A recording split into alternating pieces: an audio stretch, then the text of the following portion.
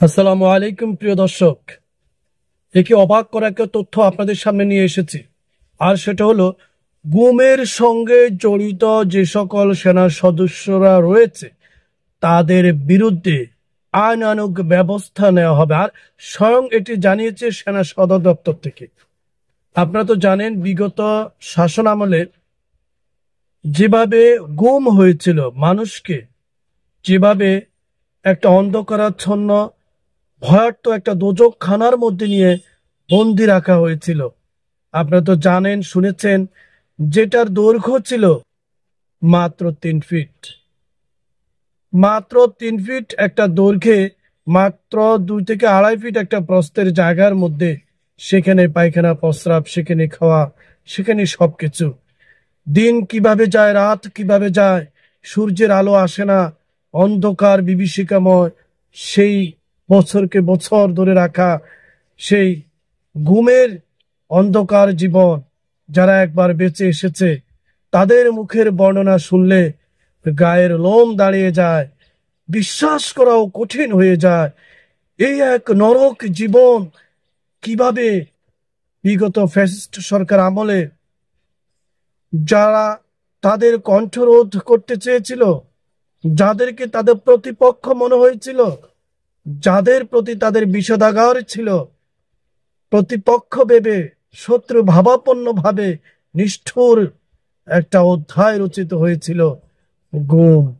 আপনারা জানেন, জুলাই গণ অভ্যুত্থানের পর যখন অন্তর্বর্তীকালীন সরকার আসে, তখন এই সেনা সদর দপ্তরে থাকা বিভিন্ন গুমের আলামতগুলো ধ্বংস করে দেওয়া হয়েছিল।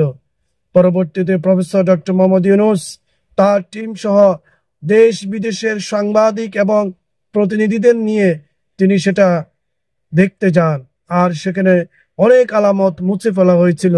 তবুও যারা গুমের মধ্যে ছিল তাদের বর্ণনা ছিল এক ঐতিহাসিক কষ্টকর মুহূর্ত। এখন গুমের সঙ্গে জড়িত সেনা সদস্যদের বিরুদ্ধে আইনানুগ ব্যবস্থা নেওয়া হবে বলে জানিয়েছে সেনা সদর দপ্তর। এটা অবশ্যই একটি গুড সাইন। বৃহস্পতিবার দুপুরে ঢাকা সেনানিবাসের অফিসার্স মেসে সেনা সদরের উদ্যোগে এক প্রেস ব্রিফিংয়ে এই তথ্য স্পষ্ট করে জানানো হয়। ওইসব প্রতিষ্ঠানে সেনাবাহিনীর নিয়ন্ত্রণ করে না। কোন প্রতিষ্ঠান বলছে? সেনাবাহিনীর কিছু সদস্য প্রেষণে বিভিন্ন স্থানে কর্মরত থাকে, যে সকল প্রতিষ্ঠান সেনাবাহিনী নিয়ন্ত্রণ করে না। কিছু সেনা সদস্যের বিরুদ্ধে গুমের অভিযোগ পাওয়া গেছে, তাদেরকে আইনের আওতায় আনা হবে। সেনাবাহিনীর সিএমএইচ গুলোতে জুলাই আন্দোলন 4700 জনকে চিকিৎসা দিয়েছে, বর্তমান 22 জন ঢাকা সিএমএইচ ভর্তি অলরেডি আছে। তারা আরো জানায় যে আইন শৃঙ্খলা রক্ষার কাজে সেনাবাহিনী নিয়োজিত আছে। কিছুদিন আগে রথযাত্রায় সেনাবাহিনী নিরাপত্তা দিয়েছে, এটি সত্য।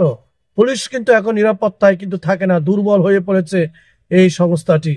প্রায় 400 জন কিশোর গ্যাংয়ের সদস্যকে আইনের আওতায় এনেছে এই সেনাবাহিনী। সেনাবাহিনী তাদেরকে আইনের আওতায় এনেছে বলেই অপরাধ কিন্তু অনেক জায়গায় অনেকভাবে কমে গেছে, ভয় ভীতি ঢুকে গেছে।